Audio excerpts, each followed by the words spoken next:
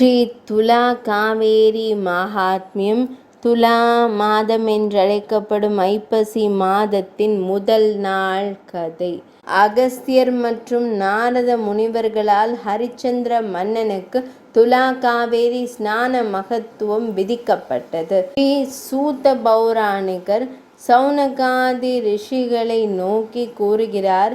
உறையூர் நகருக்கு அரசனான தர்மவர்மா என்பவன் பாகவதோத்தமரான தால்பிய மகரிஷியை பணிந்து அனந்த திவ்ய சரித்திரத்தை சிரவணித்து பின்னும் வினாவியதாவது: சுவாமி, பிராணிகள் அனைவரும் எந்த உபாயத்தினால் இவ்வுலகில் அளவற்ற செல்வத்தையும் சத்புத்திரரையும் ஆயுள் விருத்தியையும் பெற்று மகா சுகசாலிகளாயிருப்பார்கள்? எவ்விதத்தினால் சகல பாபங்களும் நிவாரணமாகும்? திருமகள் கேள்வனான திருமாலிடத்தில் பக்தி உண்டாவது எங்கனம்? எவ்வித தர்மம் செய்வதனால் அக்கடவுள் சந்துஷ்டி அடைந்து மனிதர்களுக்கு பக்தியையும் முக்தியையும் அளிக்க கிருபை செய்வார்? மேலும் பாவமே ரூபமாயிருக்கிற இக்கலியுகத்தில் கேவலம் பஞ்சமகா பாதகர்களாக இருந்த போதிகளும் அவர்களது பாபங்களை எல்லாம் போக்கி அவர்களை முக்தியடைய செய்விக்க வல்ல உபாயம் யாது? இவைகளையெல்லாம் தமது சீக்ஷனை அடியேனுக்கு தேவரீர் கருணை கூர்ந்து ஸ்வவிஸ்தாரமாய் கூறியருள வேண்டும் என்று கேட்கவே, பிராமணோத்தமரான தால்பிய முனிவரும் தர்மவர்மாவை நோக்கி, ஓ ராஜசிரேஷ்டரே, உமக்கு பகவானுடைய திவ்ய சரித்திரங்களை கேட்க வேண்டும் என்கிற ஆசை அதிகமாக இருப்பதினால் அவைகளை தெரிந்த அளவு யான் உமக்கு வெகு சந்தோஷத்துடன் கூறுகிறேன், கேட்பீராக. மன்னன் ஹரிச்சந்திரன் கிந்தமரை அவமதித்த பாபம் போக்கிக் கொண்டது. முன்னொரு காலத்தில் குருக்ஷேத்திரத்தில் சத்தியசந்தனாகிய ஹரிச்சந்திர மகாராஜன் அநேக ரிஷிகளின் முன்னிலையில் அகஸ்திய மாமுனிவரை நோக்கி இதே விஷயத்தை கேட்க அகஸ்திய மாமுனிவரும் அதனை சவிஸ்தாரமாய் கூறியருளினார். அதனை யான் இப்பொழுது நன்றாய் உமக்கு புகழுகின்றேன், கேட்பீராக. முற்காலத்தில் அயோத்தி மாநகருக்கு அரசனாய் எங்கும் புகழ்பெற்று வாழ்ந்திருந்த ஹரிச்சந்திர மகாராஜன் அஸ்வமேதம் என்னும் யாகத்தை செய்ய கருதி மகா புண்ணிய கஷேத்திரமாகிய குருக்ஷேத்திரம் என்னும் இடத்திற்கு சென்று அங்கிருந்த சௌனகாதி முனிவர்களை நாடி மனக்களிப்புடன் அவர்கள் அனைவரையும் நமஸ்கரித்து மிக வணக்கத்துடன் நின்றான். அங்கனம் நின்ற அரசனை அவ்வுத்தம முனிவர்கள் நோக்கி, ஹரிபக்த சிரோன்மணியான ஹரிச்சந்திர மகாராஜனே, வருவாயாக. உனது நாட்டிலுள்ள பிரஜைகள் யாவும் சுகமாயிருக்கிறார்களா? உனது பகைவர்கள் எல்லோரும் உன்னால் ஜெயிக்கப்பட்டு வருகிறார்களா? தனதான்யாதி கோஷங்களும் சேனைகளும் அபிவிருத்தி அடைந்து வருகின்றனவா? பந்துக்களையும் நேசர்களையும் பரிபாலித்து வருவதோடு குடிகளிடத்தில் 1/6 கடனை வாங்கி அவர்களை போஷித்து வருகிறாயா? ஏனெனில் எவன் ஒருவன் தனது குடிகளை பாதுகாக்காமல் இருக்கிறானோ அவன் ஓர் பிரம்ம கல்பம் வரை பலவித நரகானுபவங்களை அனுபவித்து கடைசியில் நீச யோனியில் பிறப்பான். அப்படி அல்லாமல் குடிகளை முறைப்படி பாதுகாத்து பிராமண பக்தி மேலிட்டிருப்பவன் ஒருவனே அவன் பெரும் புகழையும் நீடிய வாழ்வையும் அடைவான். ஆயினும் நீயோ பிராமண பக்தி உடையவனாயும் பொறுமை, தவம், ஈகை, உறுதி, வீரம் முதலியவைகளுக்கு இருப்பிடமாகவும் நல்லோர்களால் கொண்டாடப்படுபவனாகவும் இருக்கின்றாய்.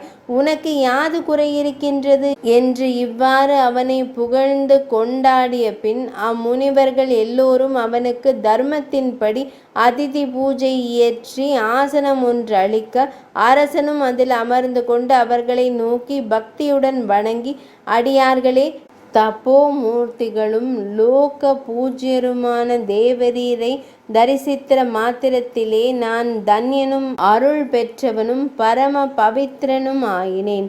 தாங்கள் எல்லோரும் இவ்வுத்தம க்ஷேத்திரத்தில் எழுந்தருளி இருப்பீர் என்றே இங்கு வந்தேன். அடியேன் விண்ணப்பம் ஒன்று உண்டு.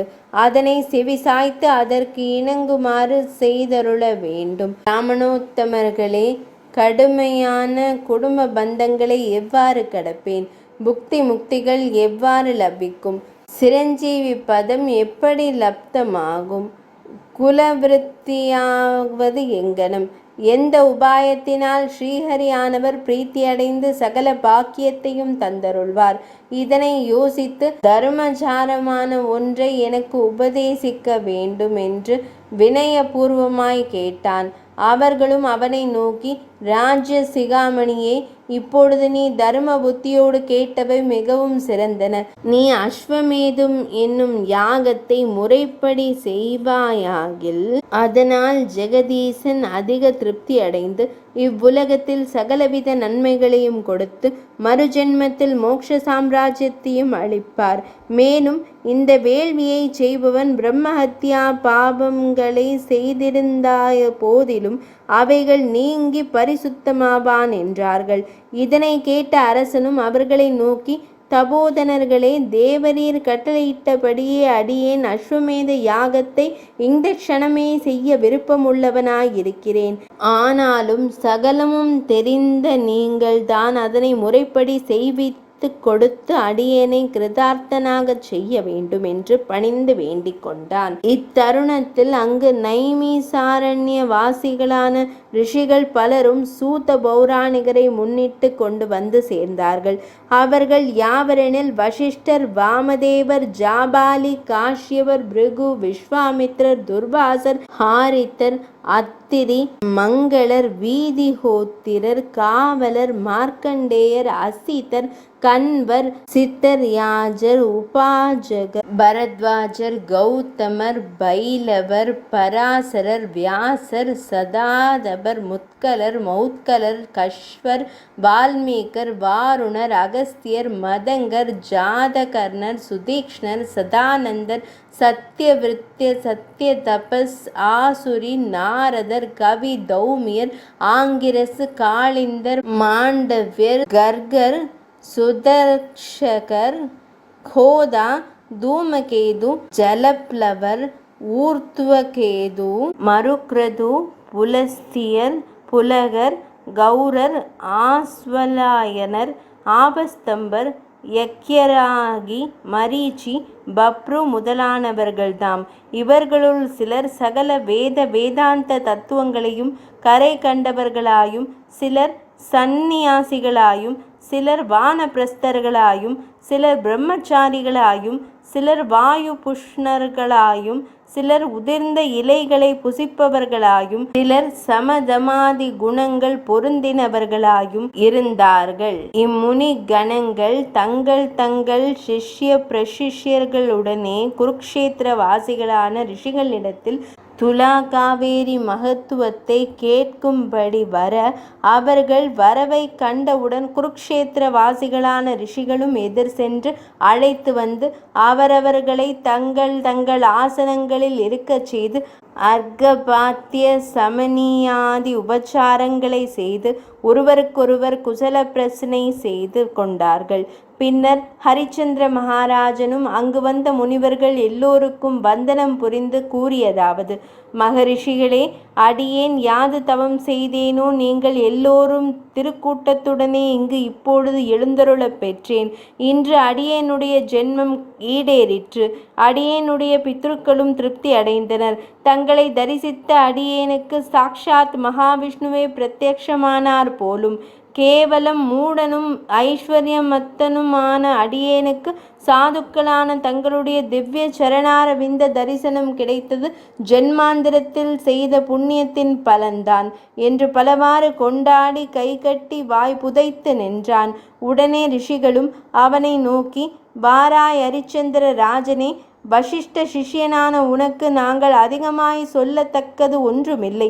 இதோ இந்த ஆசனத்தில் அமர்வாய் என்று அவனுக்கு ஒரு ஆசனம் கொடுக்க அவன் அதில் அமர்ந்து பின் சௌனகர் என்னும் ரிஷியானவர் நாரதர் அகஸ்தியர் இருவரையும் நோக்கி, அகஸ்திய நாரதர்களே, இவ்வரசன் இப்பொழுது அஸ்வமேத யாகம் செய்ய கருதி இங்கு வந்திருக்கிறான்.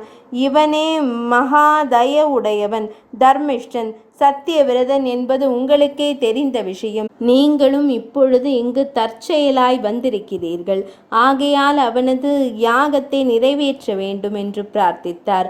இதை கேட்ட நாரத அகஸ்தியர்களும் அவரை நோக்கி, முனிவரே, இவ்வரிச்சந்திரராஜன் மிக்க புண்ணியவான், அஸ்வமேத யாகம் புரிய யோக்கியமானவன்தான், சந்தேகமில்லை. ஆயினும் இவன் முன்னம் விஸ்வாமித்ர முனிவரிடம் கடன்பட்டு அவரால் துரத்துண்டு காடு காடாய் அலைந்து பசி தாகத்தினால் வருந்தி மனம் சோர்ந்து இருக்கும் காலத்தில் அங்கு தவம் புரிந்து கொண்டிருந்த கிந்தமர் என்னும் ரிஷி சிரேஷ்டரை தனது புத்தி சுவாதீனம் இல்லாமல் இருந்தபடியால் அவருக்கு மரியாதை செய்யாமல் வாளாவிருந்து விட்டான்.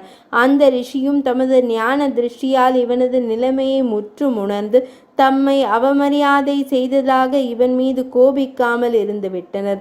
இவன் அந்த பிராமணோத்தமரை அவமதித்தது புத்தி பூர்வமாக இல்லாதிருந்த போதிலும் பிராமணாபச்சாரம் பொல்லாதது.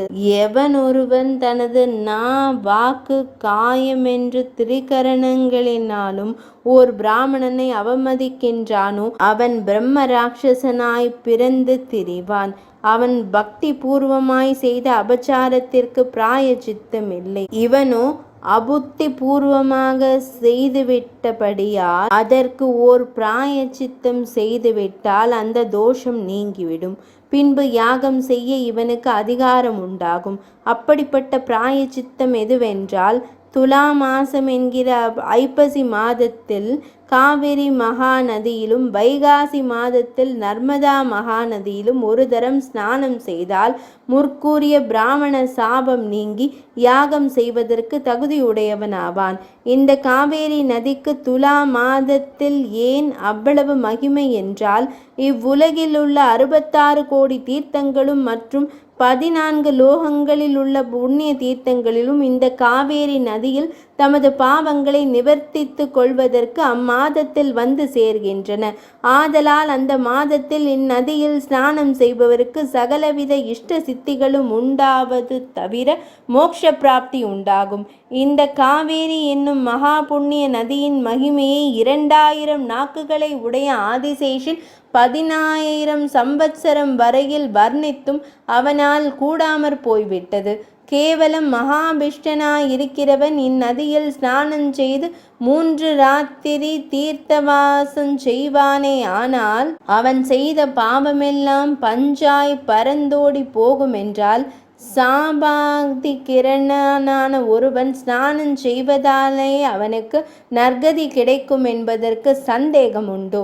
மேலும் சஹ்ய பர்வதம் தொடங்கி சமுத்திரமான கடல் வரையிலும் இம்மகா நதியானது 2 கரைகளிலும் அநேக விஷ்ணு திருத்தலங்களும் சிவ திருத்தலங்களும் ரிஷிகளின் திவ்ய ஆசிரமங்களும் நிறைந்திருக்கின்றன.